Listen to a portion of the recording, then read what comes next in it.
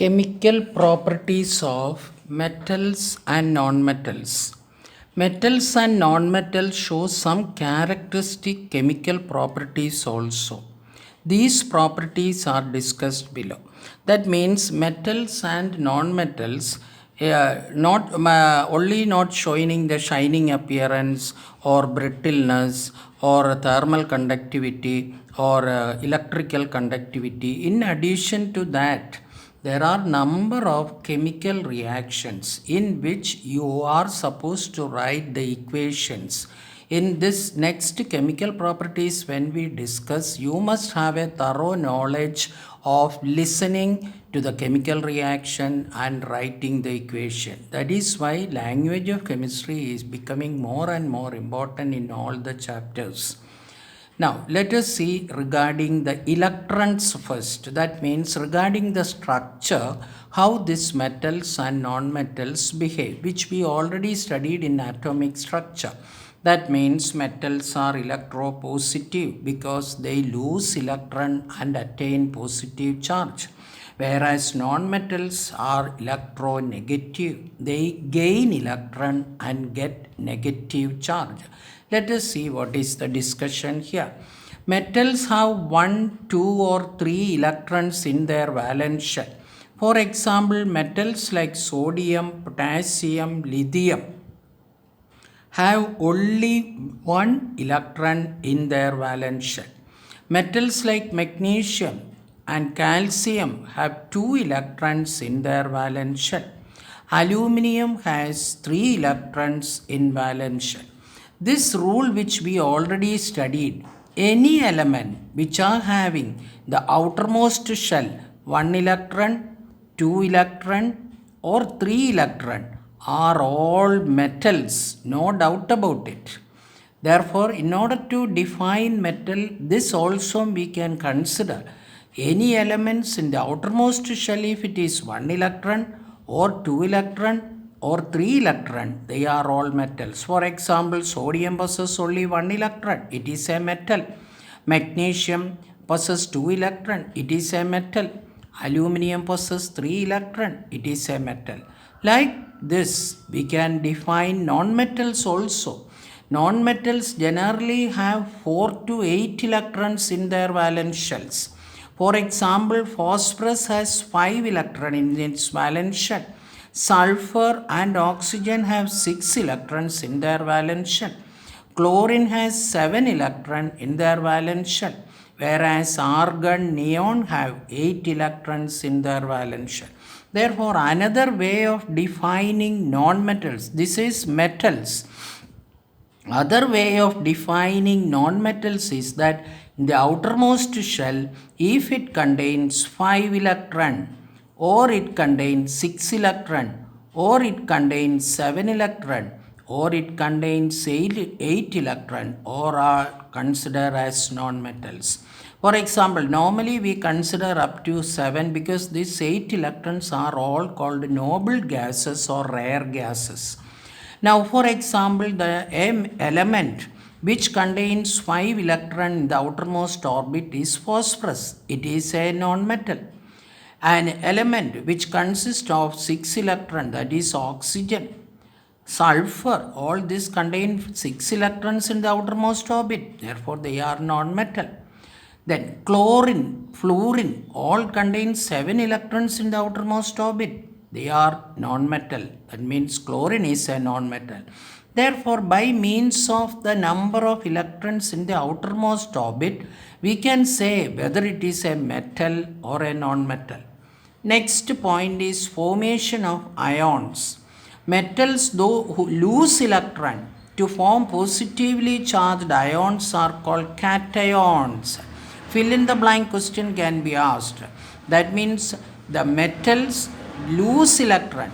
Any metal M lose electron and becomes M plus. That means if it loses 1 electron, this M plus electron goes to the cathode which is negative.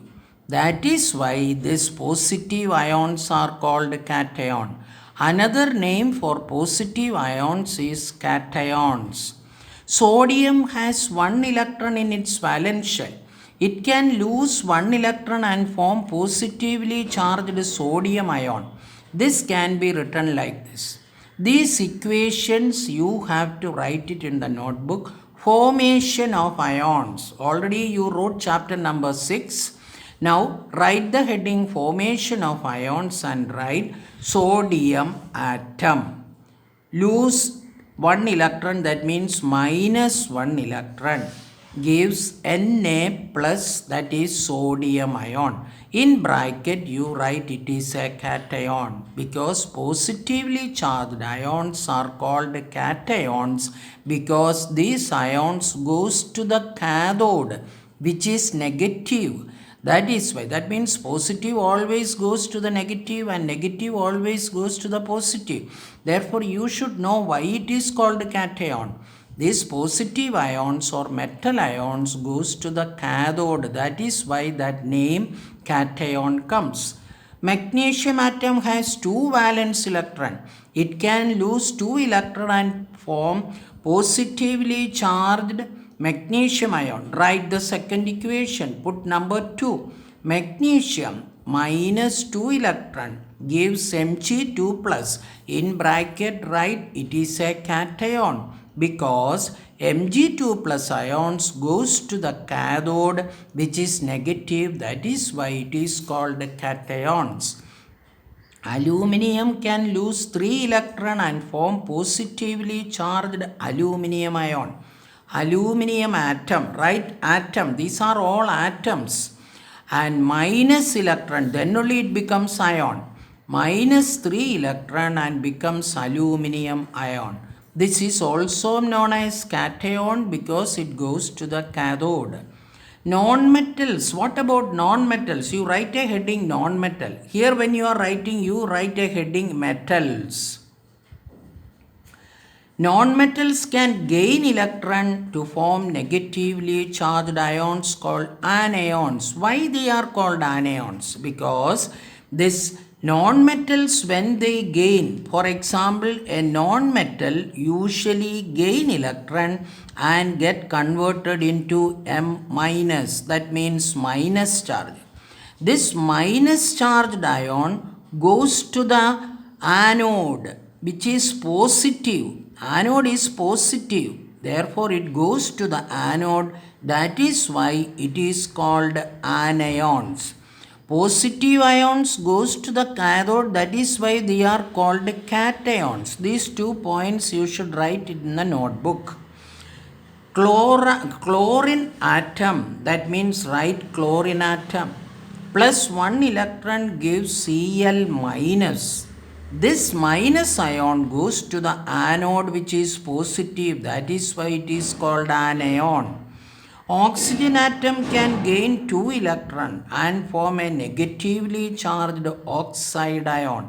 That means oxygen gains 2 electron and forms O2 minus. Chlorine gains only 1 electron, therefore Cl only 1 minus charge.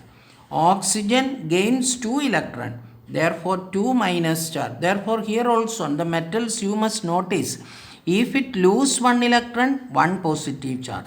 If it lose 2 electron, it is 2 positive charge.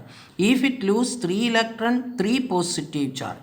If chlorine gains 1 electron, 1 negative charge. Oxide gains 2 electron, therefore 2 negative charge.